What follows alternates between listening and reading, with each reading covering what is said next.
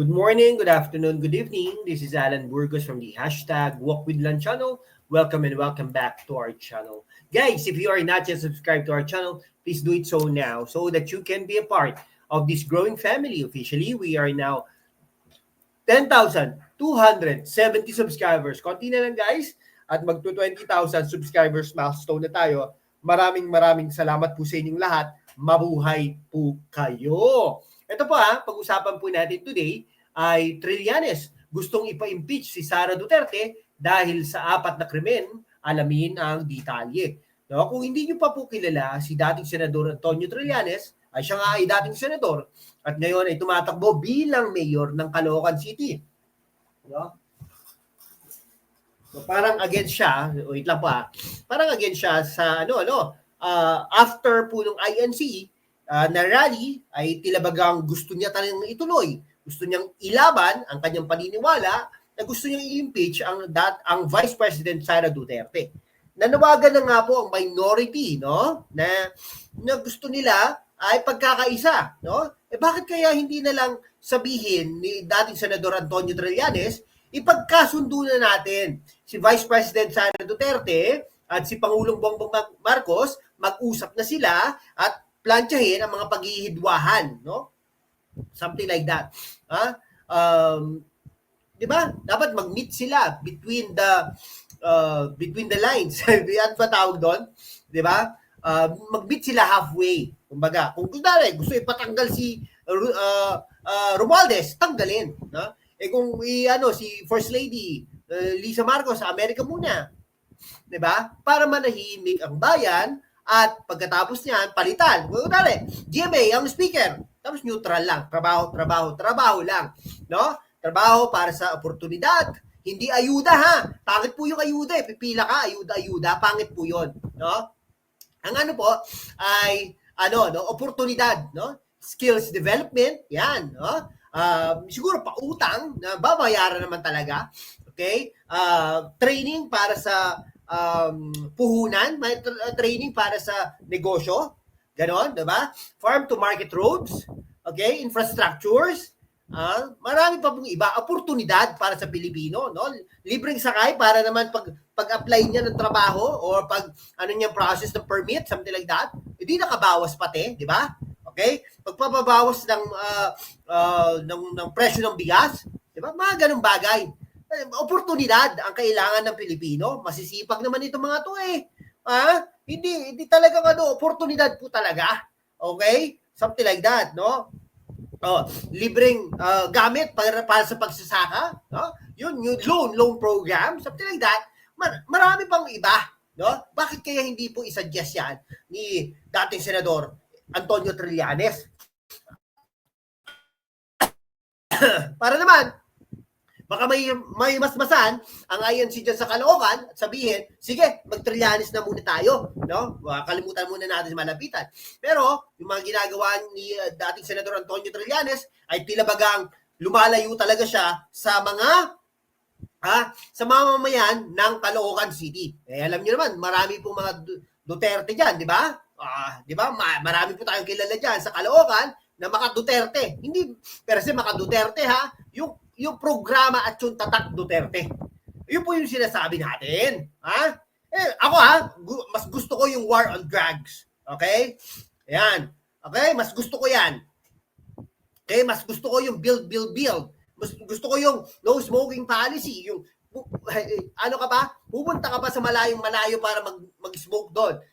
Malayo, umuulan, walang bubong, etc. Huwag ka na mag-smoke. Nakuha niyo po ba mga kababayan ko?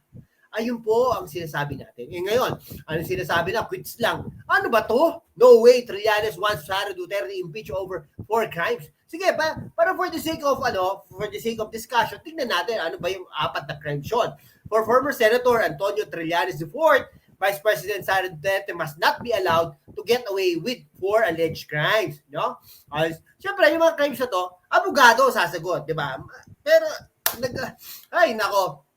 sana, mga politiko, you should know how to read between the lines. Trabaho. Yan. Kung kunwari, tumatakbo ka mayor, ano ang i-offer mo sa kanila? Okay?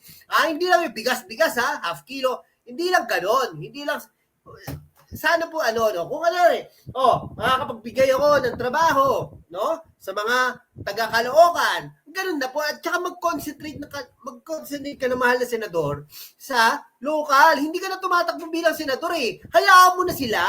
Ha? Si De Lima, pwede pa kasi tumatakbo naman party list representative. Pero ikaw, diyan ka na lang. Diba? Si Magalong nakikialam dahil may siya yung sa tax doon sa syudad niya. Something like that. Okay? Concentrate na lang tayo diyan sa Caloocan. Matagal ko na sinasabi. Nung una, ang puso ko ay para sa iyo sana. No? Kaya lang, nakikialam ka pa sa national politics. Di ba? Hindi na dapat. Dapat local ka na lang. Concentrate ka na lang dyan sa local. Kung may gusto kang tirahin o banatan, malapitan yun. Di ba? Something like that. Mabuti ka naman tao eh. No? Mabuti ka naman tao. May mga nagsasabi naman, mabuti kang tao din. Kaya lang, siguro, out of politics, nagagawa mo yung mga ganyan. Pero dapat concentrate na lang tayo sa Caloocan habang may oras pa. Di ba? Kasi ayoko rin namang matalo ka per se, pero kung ganyan, edi matatalo ka talaga ni Malapitan. Nagpe-perform si Malapitan, trabaho lang, trabaho eh. Di ba? Oo. Nakita mo ba nakikialam si Malapitan sa nasyonal? Kahit na kinampanya niya si BBM, kinampanya niya si Vice President Sara Duterte, unity team, kumbaga. Pero narinig mo ba na nakialam ang Malapitan sa national? Wala. Panay Caloocan. Kangkalu. Something like that. Nag-iisip ng programa, nag-iisip ng kung anong may ibabalik o may isisilbi, no? Sa Caloocan. Ganun din po sana, mahal na mayor, mahal na senador. Di ba? Ngayon, eto sabi niya, yung impeachment for alleged misuse of government funds and having ill-gotten wealth. Patunayan yan. Pero sana wag nang matuloy yung yung impeachment na yan. Trabaho na lang. Duterte must also be held accountable for allegedly accepting drug money as well as issuing a kill threat against President Marcos Trillanes. Tingin ko, hindi naman po sasabihin ni Vice President Sara Duterte kung walang lusot. Abogado yan di ba? The former senator and known critic of the Dutertes made this statement in his latest Facebook post. Yan. Nagwaldas ng daang-daang milyong pera sa bayan, sa DepEd at OVP. Nako po. Lumabas itong mga ito dahil nga po sa pagnanais ni dating Pangulong Rodrigo Roa Duterte na siyasatin, no? Ang budget ng House Speaker, ng Kongreso itself, House of Representatives. Okay? Ako, mas naniniwala ako doon. Talaga namang, for the longest time, talagang iba ang tingin ng tao, perception ng tao, allegedly, no, dyan sa House of Representatives. Yung pang katotohanan. Di po ba?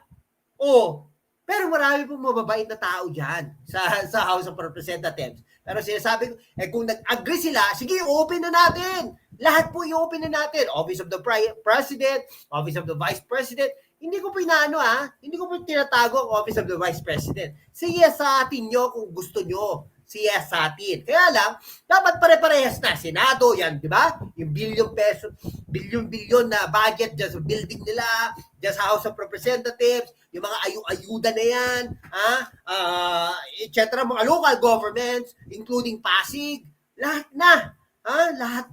Buksan ang libro. Nakuha niyo po ba? Para pantay-pantay. No? Mamanagot kung mananagot, lahat, basta lahat. Nakuha niyo? Hindi po yung iisang lang. Hindi po yung iisang opisina lang dahil kalaban mo sa politika. Hindi po ganon. Di ba? Panahon na siguro, linisin ang gobyerno ng Pilipinas. Nakuha niyo po ba? Katulad ng sinasabi ni Congressman Marcoleta, alam mo nyo kahit iisipin mo talaga, ganun naman talaga dapat. Linisin lahat. Ay, nako. At saka kung tatakbo ka sa lokal lang. Ganyan. Dapat ganun, sige po. Pero, nire-respeto ko pa rin po si Senador Antonio Trillanes.